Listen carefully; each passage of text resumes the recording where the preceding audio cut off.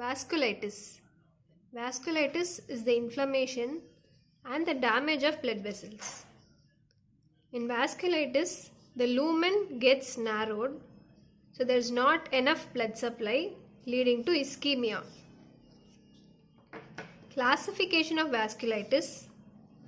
Two methods of classification.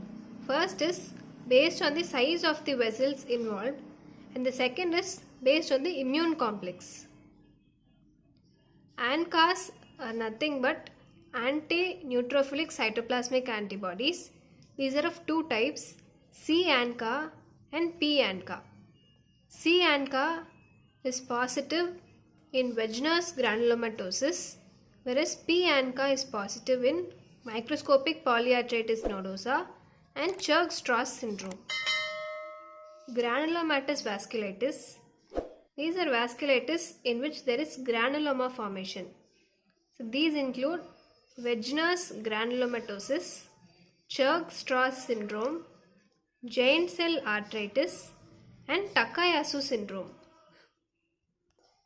Based on the size of vessels, vasculitis can be small vessel vasculitis, medium vessel vasculitis, or large vessel vasculitis. The small vessel vasculitis includes microscopic polyarteritis nodosa, Wegener's granulomatosis, Churg-Strauss syndrome, and HSP. HSP stands for Henoch-Nolan purpura. And the medium vessel vasculitis include polyarteritis nodosa and Kawasaki disease. And the large vessel vasculitis includes giant cell arteritis and Takayasu syndrome. Now let's see all the vasculitis in detail. First is giant cell vasculitis, also called as temporal arteritis. The giant cell vasculitis is a chronic granulomatous inflammation which involves large or medium sized vessels. Main artery involved is temporal artery, so that is why this is called as temporal arteritis. This is seen in people more than 50 years of age. Pathogenesis of giant cell arteritis. There is T helper cell mediated immune response. Grossly, there is nodular thickening of the tunica intima, due to which there is narrowing of lumen leading to ischemia. Next is microscopy. There is presence of multinucleated giant cell as it is a granulomatous inflammation. Name itself indicates giant cell arteritis. So there are multinucleated giant cells, T cells and macrophages, and there is intimal fibrosis in healed stage. Clinical features of giant cell arteritis are fever, anemia, fatigue and headache. Treatment for this condition is corticosteroids and anti-TNF therapy, anti-tumor necrosis factor therapy. Next vasculitis is Takayasu arteritis. This involves the large vessels like arch of aorta and its branches. This is seen in people less than 50 years of age. Microscopically, it is same as the giant cell arteritis with the presence of multinucleated giant cells and granulomas. In chronic stage, there is fibrosis. Next type of arteritis is PAN, which is polyarteritis nodosa. This is a medium vessel vasculitis and it spares the pulmonary vessels. So the pulmonary vessels are not involved. This is HBs antigen, HBs antibody complex mediated. So antigen antibody complex mediated. The vessels which are affected include vessels of the skin, kidney, heart, liver, peripheral nerves and GI tract. Morphology of polyarteritis nodosa. Grossly, there is nodular lesion with or without aneurysms. Microscopically, there are segmental lesions with transmural inflammation.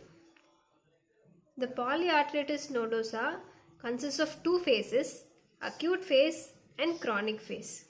In acute phase, there is inflammation with neutrophilic infiltration, and in chronic phase, the neutrophilic infiltration is replaced by infiltration of monocytes along with fibrosis. The clinical features of polyarthritis nodosa, there is malaise, fever, weight loss and renal insufficiency which can lead to death. Treatment of polyarthritis nodosa is by giving immunosuppressants. Next vasculitis is Kawasaki disease. This is a medium vessel vasculitis where there is mucocutaneous lymph node involvement.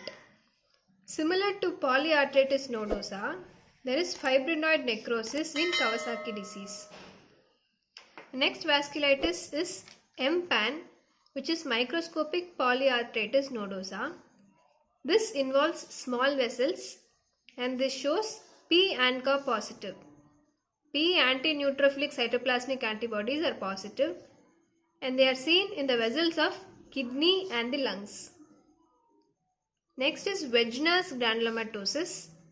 This is a granulomatous vasculitis as the name indicates. This affects the vessels of upper respiratory tract, lungs and kidneys. So this is a triad of Wegener's granulomatosis. It affects upper respiratory tract, lungs and kidneys.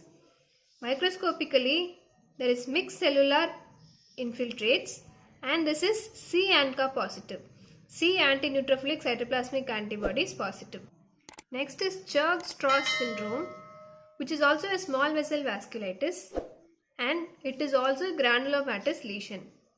Here there are eosinophilic infiltrates, so this is associated with asthma and this is also P-ANCA positive. Next comes the HSP, which is Henoch-Schönlein purpura. This is a small vessel vasculitis and this involves immunoglobulin A. There is presence of purpura as the name indicates, which are spots on the skin and the platelet count is slightly increased. The last is thromboangiitis obliterans, also called as Buerger's disease. The Buerger's disease involves both small and medium vessels. More commonly involved arteries are tibial artery and the radial vessels. This is seen more commonly in age group of less than 35 years and most common association is with smoking. So a smoker of age less than 35 years can have Buerger's disease. Clinical features of Buerger's disease. There is Raynaud's phenomenon seen and there is intermittent claudication and in-step claudication. Next there is thrombophlebitis along with gangrene formation.